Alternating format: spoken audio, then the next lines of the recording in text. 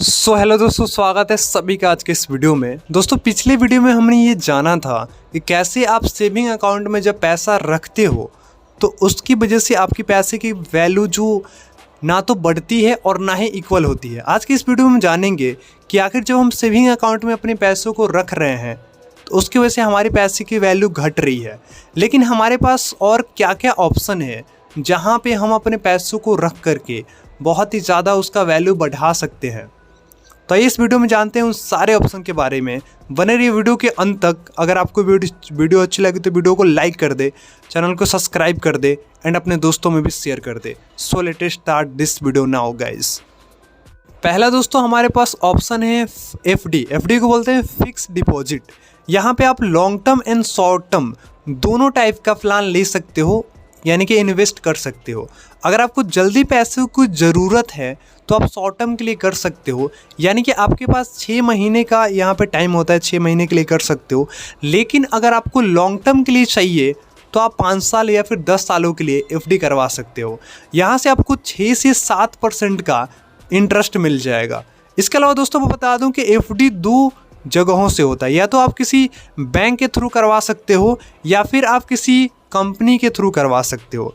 कई लोगों को लगता है कि जो कंपनी होती है वो ज़्यादा सिक्योर नहीं होती है, लेकिन दोस्तों कई कंपनियां बहुत ही ज़्यादा सिक्योर होती है। अगर बैंक के कंपैरिजन में बात करें तो उनसे भी ज़्यादा वो सिक्योर होती है। जब आप किसी कंपनी से करवाते हो जो जेन्युइन कंपनी है तो वहाँ पे आपको 9 से 10% तक का भी इंटरेस्ट मिल जाएगा एफडी कराने पे। इसके बाद दोस्तों दूसरा हमारे पास ऑप्शन है इंश्योरेंस कराने का। अब इसके लिए इंश्योरेंस किस लिए होता है इसको थोड़ा समझते हैं। कई लोगों को लगता है कि जो इंश्योरेंस होता है उस सेविंग के लिए होता है, जबकि ऐसा नहीं है। इंश्योरेंस सेविंग के लिए नहीं होता है, बल्कि आफ्टर डेथ आपकी मरने के बाद जो पैसे मिलते हैं उसका यूज़ होना चाहिए। एंड उसके अलावा आपकी हेल्थ ख़राब हो गई उसके लिए इंश्योरेंस होता है। तो दोस्तों इंश्योरेंस भी 2 प्रकार के होता है, एक आपका एंडोमेंट इंश्योरेंस और एक टर्म इंश्योरेंस। एंडोमेंट इंश्योरेंस अगर आपको कवरेज चाहिए, मान लो कि 10 से 20 लाख रुपए की, तो साल का आपको 10 से 20 हज़ार रुपये देना पड़ेगा, तब जाके आपको 10-20 सालों के बाद 10 से 20 हज़ार रुपये मिलेंगे। लेकिन टर्म इंश्योरेंस की बात करी जाए तो टर्म इंश्योरेंस में किसी भी प्रकार का आपका पैसा नहीं मिलेगा जब तक कि आपकी डेथ नहीं हो जाती है। लेकिन दोस्तों बता दूं कि टर्म इंश्योरेंस में आपको ज़्यादा पैसे नहीं देने पड़ेंगे, बल्कि अगर साल का अगर आप 10,000 रुपये देते हो तो आने वाले 5-10 सालों में या फिर आपके डेथ हो जाने के बाद आपको 1 करोड़ रुपए तक का मिलेगा। इतना का कवरेज यहाँ पे मिलता है। अगर आप 20,000 रुपये देते हो साल का तो आपको 2 करोड़ का कवरेज मिलेगा। अब कई लोगों को लगता है कि टर्म इंश्योरेंस अगर हम करवा ले तो उस चीज़ का मतलब क्या है, क्योंकि ये पैसा जो है सेव तो हो नहीं रहा है। तो दोस्तों बता दो, इंश्योरेंस आपका होता है सेविंग के लिए नहीं होता है, बल्कि इंश्योरेंस इसलिए होता है कि अगर आपकी डेथ हो जाए तो आपको इतने पैसे मिल जाए, आपकी फैमिली वालों को टेंशन ना हो, आपकी फैमिली में फाइनेंशियल प्रॉब्लम ना हो, इसलिए होता है टर्म इंश्योरेंस। इसके अलावा तीसरा दोस्तों आप हेल्थ इंश्योरेंस करवा सकते हो।